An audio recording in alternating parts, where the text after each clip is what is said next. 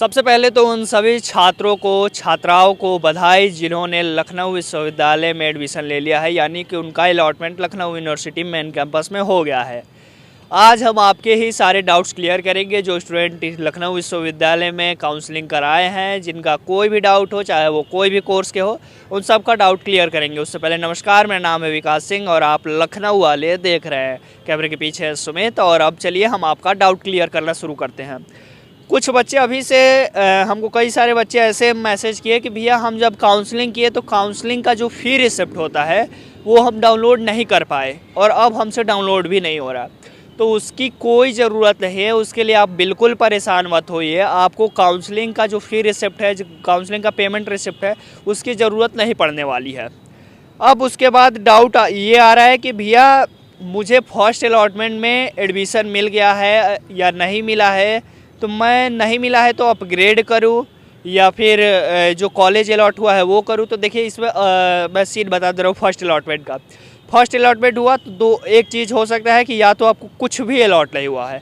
अब आप कहेंगे कि कुछ भी अलॉट नहीं हुआ है मतलब, तो कुछ भी अलॉट उन छात्रों को नहीं हुआ है, उन स्टूडेंट्स को नहीं हुआ है जो सिर्फ और सिर्फ मेन कैंपस सेलेक्ट किए थे और उनका रैंक थोड़ा ज़्यादा था। फिर से समझिएगा बातों को।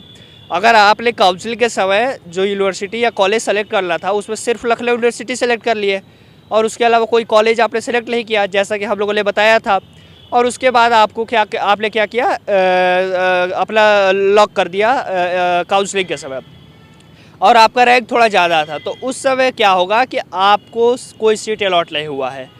तो भैया इसमें मैं अपग्रेड कैसे करें? तो इसमें अपग्रेड करने की कोई ज़रूरत नहीं है, आपको कुछ नहीं करना है। वो ऑटोमेटिक आपका अपग्रेडेशन हो चुका है। वो आपको जब सेकेंड अलॉटमेंट होगा तो उस समय आपके बारे में सोचेगा लखनऊ विश्वविद्यालय। अगर आपके लिए सीट खाली होती है तो आपको सीट अलॉट हो जाएगा, पहला चीज़। दूसरा चीज़, उन छात्रों को जिनको कॉलेज अलॉट हुआ है, तो भैया देखो कॉलेज जो अलॉट हुआ है जिनको, उन पर हमारे तरफ से एक गुस्सा भी है कि आपने कॉलेज सेलेक्ट ही क्यों किया जब आपको कॉलेज नहीं चाहिए था। और जब आपको अलॉट हो गया है यानी आपको कॉलेज चाहिए था तो फिर आप कॉलेज में जा सकते हो, हम में कोई रोक टोक नहीं है। लेकिन कुछ बच्चे कह रहे हैं कि भैया मेरा बहुत ज़्यादा रैंक था इसलिए हमने कॉलेज सेलेक्ट कर लिया। तो देखिए बहुत ज़्यादा रैंक था, जब आपको पहले से पता था कि इतना अधिक रैंक है, इस पर मेरा लखनऊ विश्वविद्यालय में कुछ होने जाने वाला नहीं है, तो आपको शुरू में ही चला जाना चाहिए था किसी कॉलेज में और जाकर डायरेक्ट एडमिशन ले लेना चाहिए था। काउंसलिंग में कोई पार्टिसिपेट करने का कोई मतलब ही नहीं बनता था। और जब काउंसलिंग में पार्टिसिपेट किए हैं, कॉलेज आपने सेलेक्ट किया है, तो अब आप क्या कर सकते हैं, आप अपग्रेड कर सकते हैं। अपग्रेड करने से फ़ायदे क्या होंगे और नुकसान क्या होंगे ये समझ लेते हैं। अपग्रेड करने का सबसे बड़ा फ़ायदा ये होगा कि आपका एडमिशन कहीं ना कहीं पक्का रहेगा।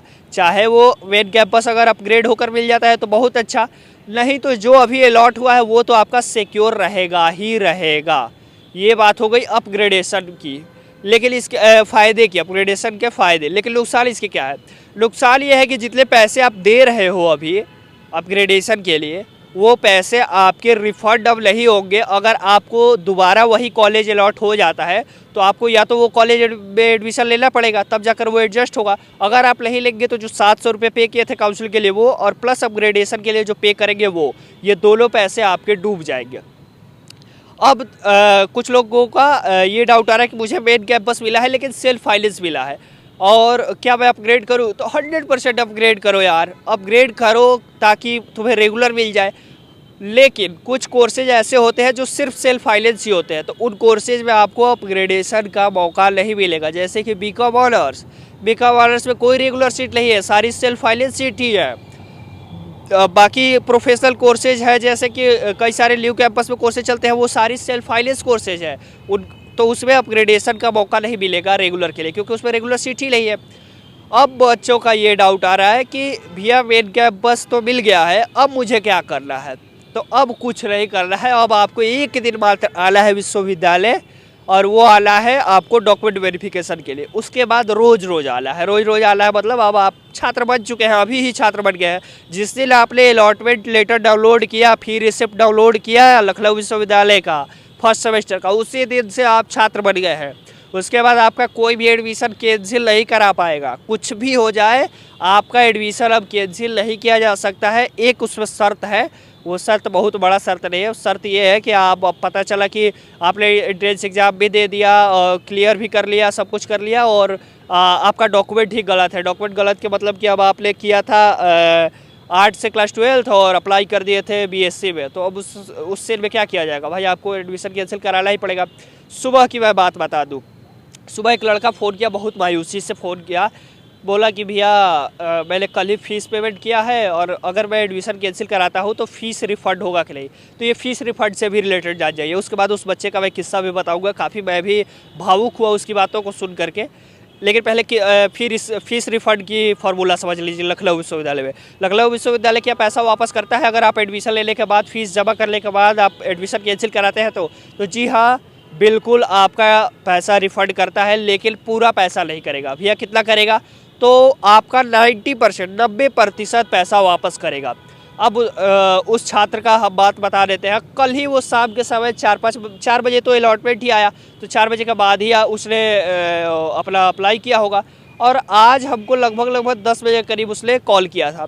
काफ़ी भाई उसी से कहा कि फ़ीस रिफ़ंड होते हैं कि नहीं, हमने बताया कि होता है, लेकिन वजह क्या है, जब तुम्हें लखनऊ विश्वविद्यालय मिल चुका है तो क्यों रिफ़ंड करा रहे हो? उसने कहा कि भैया मेरा एक में कंपार्टमेंट आया था और उसका मैंने एग्ज़ाम दिया था, और कल ही रात को मेरा रिज़ल्ट आया, और फिर मैं दोबारा से मैं फ़ेल हो गया हूँ, तो मुझे एडमिशन कैंसिल कराना है।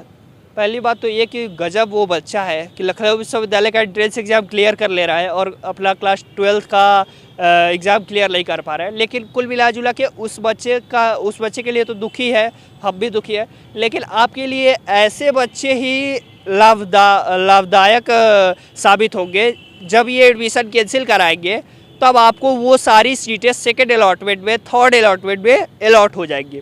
जैसे वो एप्लीकेशन दिया यहाँ पर कि मुझे एडमिशन कैंसिल कराना है, लखनऊ विश्वविद्यालय तुरंत उस बच्चे का नाम डिक्लाइन वहाँ से करेगा और उसके जगह पर उसके जो नेक्स्ट बच्चे होंगे उनको अलॉट कर देगा। तो इस तरीके से होता है सीट अलॉटमेंट सेकेंड और थर्ड अलॉटमेंट में। अब क्या डाउट आ रहे हैं? कुछ ऐसे जो भी डाउट आ रहे हैं हमने थोड़े बहुत लिखे हैं। फर्स्ट सेमेस्टर फीस, हाँ, अब कुछ बच्चे पूछ रहे हैं कि जो हमने पेमेंट कर रहे हैं अलॉटमेंट के टाइम, वो हमारा कैसा फ़ीस है? फर्स्ट सेमेस्टर का फ़ीस है या फर्स्ट सेमेस्टर का फ़ीस मुझसे दोबारा लिया जाएगा? तो बिल्कुल नहीं, वही फर्स्ट सेमेस्टर का फ़ीस है। आपसे जो लिया जा रहा है अमाउंट, वो फर्स्ट सेमेस्टर का ही फ़ीस लिया जा रहा है। अब उसके बाद आपसे कोई दूसरा चार्ज नहीं किया जाएगा।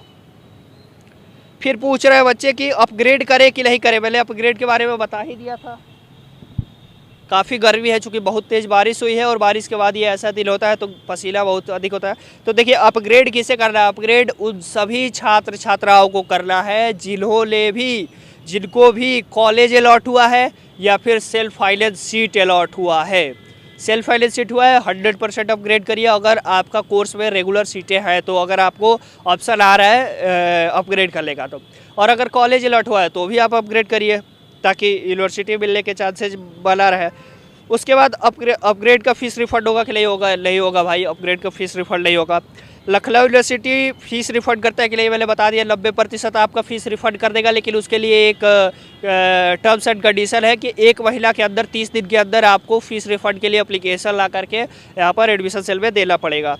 और उसके बाद डाउट ये आ रहे हैं कि भैया काउंसलिंग नहीं किए हैं। सबसे बड़ा देखिए, कई लोगों के साथ ये हुआ है कि भैया काउंसलिंग ही नहीं कराए हैं, क्या अब मुझे मौका मिलेगा? तो बिल्कुल नहीं।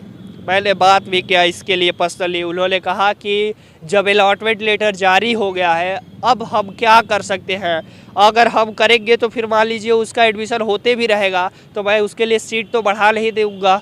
तो इसलिए अब कोई आपके पास ऑप्शन नहीं है। अगर आपने काउंसलिंग में पार्टिसिपेट नहीं किया है तो अब आप लखनऊ विश्वविद्यालय के छात्र नहीं बन सकते हैं। इस साल तो कम से कम नहीं बन सकते हैं, ये मान के चलिए। फिर उसके बाद कुछ बच्चे पूछ रहे हैं कि भैया मेरा CUET के थ्रू DU या BHU या AU में हो रहा है तो मैं क्या करूं? टोटली आपके ऊपर डिपेंड करता है कि आप क्या करते हैं। मेरा पर्सनल, लेकिन मुझे बताना मेरा काम है तो मैं बता दे रहा हूँ कि अगर DU में या BHU में हो रहा है तो आप एक बार ज़रूर विचार कर लीजिए। अगर आपको आसानी है वहाँ उस जगह पर रहने के लिए, खास करके BHU की मैं बात करूँ तो BHU वगैरह हो रहा है तो कोशिश करिए BHU में ही जाने के लिए। मैं इसका बिल्कुल ये अर्थ नहीं है कि LU बेकार है या कुछ है। हाँ, इलाहाबाद यूनिवर्सिटी अगर मिल रहा है और LU मिल रहा है तो बिल्कुल बेहिचक LU में आइए। इलाहाबाद यूनिवर्सिटी और LU की तुलना करेंगे तो LU बहुत अच्छा है, बहुत बेस्ट है। लेकिन BHU और DU की मैं बात करूँगा तो मैं दोनों को इक्वली देख रहा हूँ, इसलिए मैं आपके ऊपर छोड़ देता हूँ कि आप क्या करते हैं। आप अपने हिसाब से देख लीजिएगा। मैं तो कहूँगा कि BHU अगर सिर्फ मिल रहा है और LU भी मिल रहा है तो आप BHU जा सकते हैं मेरे हिसाब से।